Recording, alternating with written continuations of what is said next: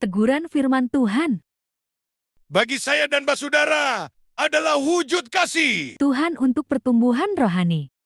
bukan untuk menghakimi. Menolak teguran dapat menghalangi pertumbuhan rohani dan menjauhkan diri dari kebenaran firman. Tertulis dalam kitab Amsal 3 ayat 11 dan 12. Menyatakan bahwa teguran adalah bentuk kasih Tuhan, bukan hukuman. Artinya, teguran Tuhan bertujuan untuk membentuk dan memurnikan hati saya dan Basudara, agar Lebih berkenan kepadanya sehingga saya dan Basudara harus memiliki sikap dengan rendah hati sebagai tanda kedewasaan, menerima dan merenungkan kebenaran firman Tuhan atas kesalahan diri dengan hati yang terbuka, bertobat, dan mau berubah. Belajar dari kesalahan adalah proses yang penting untuk pertumbuhan rohani, dan sebaliknya, hati yang keras kepala dan menolak teguran akan menghalangi saya dan Basudara untuk bertumbuh rohani, dan beginilah akibat saya dan Basudara yang menolak teguran firman. Tuhan berpotensi untuk terus berada dalam kesalahan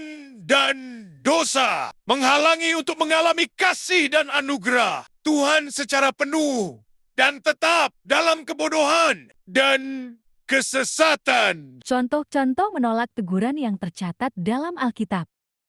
Nabi Yeremia menyampaikan teguran Tuhan kepada umat Israel yang melakukan penyembahan berhala, dan Tuhan juga menegur bangsa Israel melalui nabi-nabi lainnya atas ketidaktaatan dan pemberontakan mereka.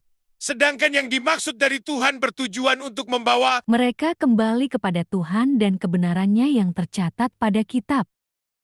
Yeremia 2 ayat 1-3 dan 25 dan Yeremia 7 ayat 1-15. ayat-ayat Alkitab terkait. Amsal 3 ayat 11 dan 12. Anakku, janganlah enggan jika Tuhan menegur.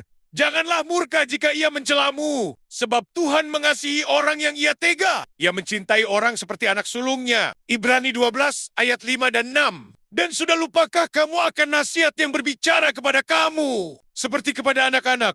Hai anakku, janganlah anggap enteng didikan Tuhan. Dan janganlah putus asa apabila engkau diperingatkannya. Karena Tuhan menghajar orang yang dikasihinya. Dan ia menyesah orang yang diakuinya sebagai anak.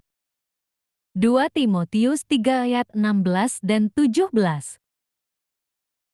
Segala tulisan yang diilhamkan Allah memang bermanfaat untuk mengajar, Untuk menyatakan kesalahan, untuk memperbaiki kelakuan, dan untuk mendidik orang dalam kebenaran. Dengan demikian, setiap orang kepunyaan Allah diperlengkapi untuk setiap perbuatan baik. Amsal 16 ayat 20. Siapa memperhatikan firman akan mendapat kebaikan, dan berbahagialah orang yang percaya kepada Tuhan. Kiranya firman dan teguran Tuhan Terhadap saya dan Basudara agar dapat memahami dan menerima teguran firman Tuhan.